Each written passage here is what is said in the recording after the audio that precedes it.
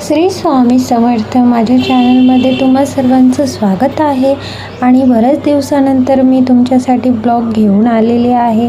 तर तुमच्यासाठी ब्लॉग घेऊन येण्याचं कारण असं की खूप दिवसाआधीच नाही का मी विचार केला होता की कशावरती ब्लॉग बनवायचा. तर तुमच्यासाठी उपाय म्हणून मी खूप विचार करत होते आणि मग मला एक उपाय मी स्वतःवरतीच ट्राय केला आणि त्यानंतर मी तुमच्यासाठी हा उपाय घेऊन आलेले. आणि मित्रांनो, मला नक्कीच सांगावंसं वाटतं आहे की काही लोक काही चुकीचे मुद्दे मांडतात आणि उपाय ठेवतात, तर ते तुम्ही नक्कीच टाळावेत आणि योग्य तो उपाय करून नाही का तुमच्या घरामध्ये सुख शांती लाभेल असाच उपाय तुम्ही करावा. आणि त्यासाठी म्हणूनच मी हा उपाय घेऊन आलेली आहे. तर तो उपाय म्हणजे काय आहे नक्कीच मी तुम्हाला सांगणार आहे. खूप छान उपाय आहे आणि खूप योग्य रीतीने करायचा उपाय आहे. तर तुम्ही नक्कीच हा व्हिडिओ शेवटपर्यंत बघा अशी माझी इच्छा आहे. आणि माझ्या चॅनलमध्ये तुम्ही जर नवीन असाल तर प्लीज लाईक सबस्क्राईब करायला विसरू नका, कारण मी तुमच्यामुळेच मी हे ब्लॉग्स आणि उपाय तुमच्यासाठी घेऊन येते. आणि त्यासाठी मला खूप विचार करावा लागत नाही, कारण की मला माहिती आहे की जो उपाय मी करणार तो उपाय नक्कीच तुमच्या उपयोगी येणार. त्यासाठी म्हणून मी हा उपाय तुमच्यासाठी घेऊन आलेली आहे. तर मित्रांनो, मी काहीच माझ्या व्हिडिओला उशीर न करता मी तुमच्या काही प्रश्नांची आधी उत्तर मी द्यायचा प्रयत्न करते की हा उपाय नक्की कशावरती आहे हा मी तुम्हाला सांगण्याचा प्रयत्न करते. तर मित्रांनो, घरामध्ये खूप वाद होत आहे. नवरा बायकोशी भांडण करत आहे. नवरा बायकोशी खूप भांडण होत आहे आणि रोज नवरा दारू पिऊन येतो आणि बायकोशी भांडण करतो. आणि सासूच्या म्हणण्यानुसार नवरा ऐकत असेल तर त्या बायकोची स्थिती काय होत असेल हे तर आपल्या सगळ्यांना माहीतच आहे. कारण की ज्या बायकोवरती अशी परिस्थिती येते त्या बायकोलाच माहिती आहे की कशा प्रकारे ती वागत असेल किंवा ती छळ सहन करत असेल. तर नक्कीच हा उपाय त्या स्त्रियांसाठी आहे की ज्या स्त्रिया आपल्या नवऱ्याच्या भांडणापासून खूप वैताग आलेला असतो आणि त्यांना ते भांडण त्यांना असं वाटतं का आपण दूर जर गेलं तर ते पण त्यांना बघवलं जात नाही आणि नवऱ्याजवळ पण राहायचं आहे. तर अशा स्थितीमध्ये त्यांना काय करायचं आहे, त्यासाठी म्हणून हा उपाय आहे. तर मैत्रिणींनो आणि माझ्या भगिनींनो, तर हा उपाय फक्त बायकांसाठीच आहे, या पुरुषांसाठी उपाय नाही आहे. तर हा उपाय काय आहे हेच मी तुम्हाला सांगणार आहे की आपल्या घरामध्ये ज्या वस्तू लागणार आहे उपायासाठी त्या वस्तू आपल्या घरामध्येच आहेत आणि घरामध्येच मिळणार आहे. आणि जरी नसेल घरामध्ये तरी तुम्ही बाहेर जाऊन आणू शकता आणि ती तुम्हाला मिळू शकते. तर खूप छान उपाय आहे. हा उपाय मी माझ्या घरीच करून बघितलेला आहे आणि मी करून बघितल्यानंतरच मी तुम्हाला हा उपाय सांगत आहे, तुमच्यासोबत शेअर करत आहे. कारण की मी नक्कीच माहीत आहे की काय करते की स्वतःवरती आधी मी उपाय करून बघते. जर माझ्यासोबत जर हा उपाय झाला तर हा उपाय मी तुमच्यापर्यंत पोहोचवते. त्यासाठी मला व्हिडिओ बनवायला वेळ लागतो, कारण की मी एकच उपाय घेऊन येते पण तो खूप छान प्रकारे उपाय असतो. आणि नक्कीच तुम्ही हा उपाय करून बघा, कारण की तुम्हाला जर यातून लाभ मिळाला तर तुम्ही मला थँक्यू वगैरे म्हणू नका, फक्त श्री स्वामी समर्थ असं माझ्या कमेंट बॉक्समध्ये तुम्ही लिहा. मला त्यातच खुशी आणि एक म्हणतात ना एक आनंद असतो तो मिळणार. तर चला, मी व्हिडिओला जास्त लांबवणार नाही आहे आणि तुमच्यासोबत व्हिडिओ शेअर करणार आहे. आणि काय शेअर करणार आहे ते तुम्ही नक्कीच पुढं व्हिडिओमध्ये बघा.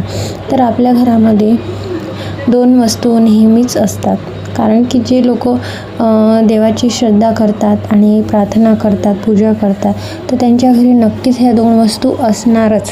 आपल्या घरामध्ये त्या वस्तू असायलाच हव्या. तर त्या वस्तू कुठल्या, तर एक म्हणजे लवंग आणि दुसरा म्हणजे कापूर. लवंग आणि कापूर ह्या 2 गोष्टी प्रत्येकाच्या घरामध्ये असतातच. आणि कापूर हा यासाठी असतो कारण की आपण नेहमी देवाकडे प्रार्थना करतो तेव्हा आपण कापूर जाळूनच आपल्या मनातल्या इच्छा पूर्ण करतो. तर कापुरामध्ये एक दैवी शक्ती असते की ती आपली भावना देवापर्यंत पोहोचवते आणि एक सॅटिस्फॅक्शन असते ना, ती आपली पूर्ण होते. त्यातूनच आपली ऊर्जा निर्माण होते आणि ती देवापर्यंत कशाही प्रकारे पोहोचते. त्यासाठी कापूर हा खूप उपयोगी आहे. तर एक कापूर आणि लवंग. लवंगमध्ये खूप महत्त्वाची शक्ती असते. ती शक्ती आपल्या इच्छा ज्या असतात ना त्या पूर्ण करण्याची शक्ती त्यामध्ये लवंगमध्ये असते. तर यासाठी लवंग आणि कापूर ह्या दोन्ही वस्तू खूप उपयोगी आहेत आणि तुमच्यासाठी खूप उपयोगी होणार आहे. तर ह्या दोन्ही वस्तू जर तुमच्या घरी असेल तर काय करायचं आहे मी तुम्हाला सांगते. आधी काय करायचं आहे, एका वाटीमध्ये हा उपाय तुम्ही 7 दिवस करायचा आहे आणि 7 दिवस कुठल्या दिवशी करायचा आहे हे एक तुम्ही नक्की निश्चित ठरवायचं आहे. कारण की हा उपाय कुठल्याही दिवशी करू शकत नाही.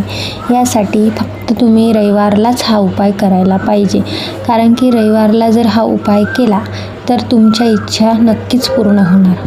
तर हा रविवारच्या रात्रीला 12 वाजता हा उपाय तुम्ही नक्कीच करा.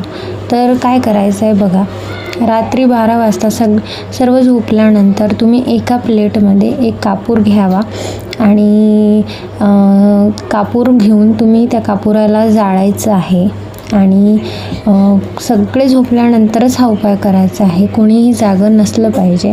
त्यासाठी म्हणून हा 12 वाजताचा उपाय आहे. तर एका प्लेटमध्ये तुम्ही जर कापूर घेतलेला आहे त्याला जाळून टाकायचं आहे आणि त्यामध्ये 7 लवंग हे टाकायचे आहेत.